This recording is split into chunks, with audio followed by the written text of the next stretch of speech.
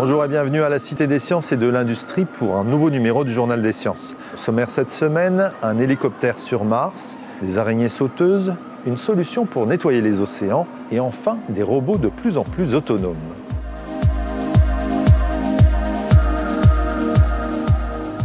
En 2020, la NASA lancera un clone de l'automobile martienne Curiosity. Mais ce nouvel exemplaire de la voiture à 6 roues emportera un passager supplémentaire, le premier hélicoptère destiné à fonctionner sur une autre planète. La prochaine automobile martienne sera lancée en 2020 et ce sera essentiellement un clone de Curiosity qui roule sur Mars depuis août 2012. Avec toutefois une différence importante. Mars 2020 emportera un petit drone ou hélicoptère expérimental appelé MHS. L'annonce en a été faite par la NASA le 11 mai. Essayé sur Terre dans des conditions de température et de pression semblables à celles de Mars, cet hélicoptère miniature pèse moins de 2 kg et est alimenté par une batterie rechargeable grâce à des cellules solaires. Cet engin sera testé dès le début de la mission, peu de temps après l'atterrissage prévu en février 2021. L'hélicoptère devrait effectuer des vols de courte durée d'une trentaine de secondes. Les trajectoires de ces vols seront programmées à l'avance dans la mémoire du MHS, la distance de Mars interdisant de piloter l'appareil en direct. Les autres vols prévus devraient permettre à l'hélicoptère de s'éloigner de plusieurs centaines de mètres, s'élevant à quelques mètres au-dessus du sol martien. Des images aériennes seront envoyées vers la Terre à l'aide d'une caméra miniature. Si le concept est viable, on peut attendre à ce que ce type d'engin léger soit adopté très rapidement pour les missions martiennes suivantes.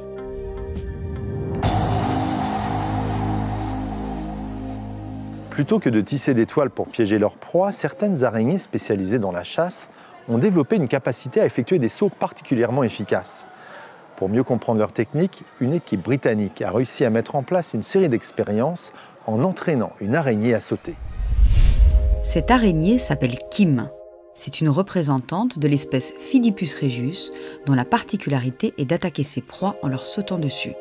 Et pour mieux comprendre sa technique de prédation, une équipe britannique de l'université de Manchester l'a dressée à effectuer des sauts de toutes sortes. Des longs, des courts, vers le haut ou vers le bas. À ce petit jeu, Kim est particulièrement douée. Elle peut sauter jusqu'à 6 fois sa longueur et développer une force équivalente à 5 fois son poids. L'araignée se propulse essentiellement avec ses pattes arrière. Sa position relevée au moment de l'atterrissage lui permet de mieux saisir sa proie et aussi de mieux se réceptionner. Prudente, elle fixe, avant de bondir, un fil de soie sur son tremplin. Cette série d'expériences montre que l'araignée adapte son saut en fonction de la difficulté. Sur une distance courte, elle choisit plutôt un saut tendu et rapide, gourmand en énergie mais plus efficace pour capturer sa proie. Pour de plus grandes distances, l'araignée semble au contraire optimiser son énergie. Partant de ces observations, les chercheurs ont conçu un robot mimant sa technique de saut. Les premiers essais sont plutôt concluants, mais la précision du saut est encore à revoir. Dans ce domaine, l'araignée garde une longueur d'avance.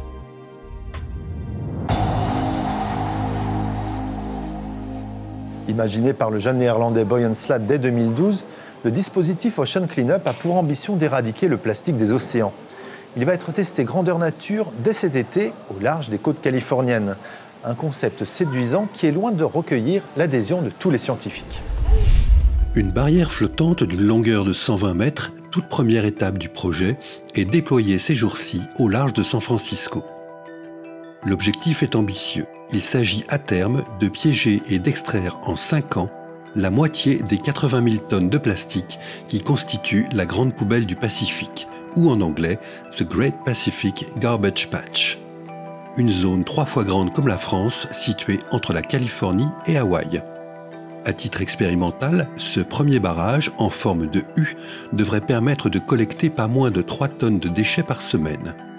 Constitué d'un assemblage de 51 tubes flexibles et rigides à la fois, en polyéthylène, un matériau recyclable et durable, il mesurera à terme 600 mètres de long. Des ancres flottantes, immergées en profondeur, le maintiendront en place sans piéger les animaux marins. un rideau géotextile capturera les déchets plastiques qui flottent près de la surface, alors qu'un remorqueur les récupérera régulièrement. Le projet de Boyden Slat a beaucoup évolué depuis le concept d'origine, grâce entre autres au succès de son financement. Cependant, plusieurs critiques et doutes émis par la communauté scientifique subsistent quant à la méthode, la faisabilité et l'efficacité du projet. Pour certains, par exemple, travailler en amont, agir sur Terre afin de réduire l'afflux de plastique en mer serait une solution beaucoup plus efficiente.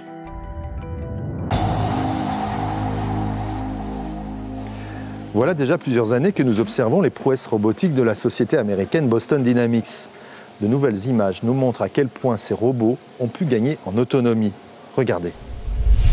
Rappelez-vous, en 2013, Boston Dynamics dévoilait pour la première fois Atlas, un robot humanoïde de 150 kg pour 1,80 m. Au fil des années, nous avons pu suivre les progrès de cette étonnante machine. Sa capacité à évoluer en terrain accidenté, ou même plus récemment à réaliser des acrobaties. De nouvelles images nous révèlent qu'Atlas est désormais beaucoup plus à l'aise et réactif dans un environnement naturel. Il peut dorénavant courir, y compris sur terrain irrégulier, et est capable d'identifier les obstacles et de sauter par-dessus. Spot Mini, le robot quadrupède de la firme, n'est pas en reste. Après avoir montré sa capacité à ouvrir les portes, on le voit désormais déambuler sans difficulté dans les locaux de Boston Dynamics, s'adaptant aux différents obstacles présents sur son chemin. Pour arriver à cette prouesse, le robot a dû néanmoins réaliser un premier parcours afin de scanner son environnement. À noter que pour la première fois en 26 ans, la société a annoncé vouloir vendre ses produits. Spot Mini devrait ainsi être commercialisé dès 2019. Avec ses 5 caméras intégrées, le robot quadrupède devrait faire un chien de garde hors pair. Voilà, cette émission est terminée. On se retrouve vendredi prochain pour un nouveau numéro du Journal des Sciences. En attendant, je vous souhaite une bonne semaine à tous.